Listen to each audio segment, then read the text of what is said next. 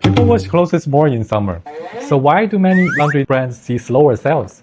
After 30 years in the detergent laundry industry, we noticed something interesting actually.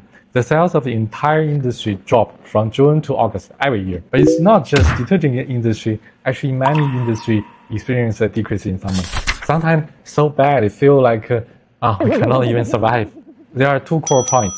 First, students leave school for summer vacation, and office workers take their annual leave. Everything just slows down in summer. Secondly, the supermarket, the distributors are all cleaning inventory and rush to their mid-year report.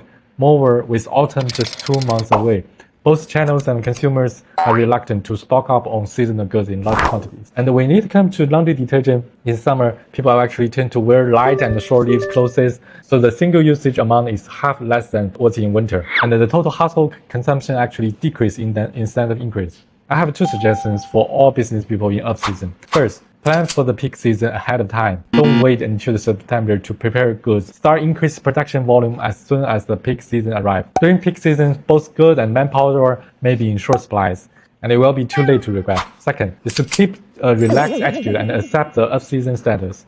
During this time, you can take stock of the inventory, conduct personnel training, or optimize the management and other tasks you don't have the energy to do during peak season.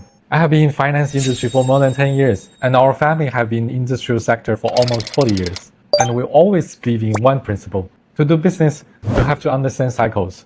During peak season, we focus on sales volume, while during off-season, we focus on improving our core competitiveness. By following the pace, our businesses can last long.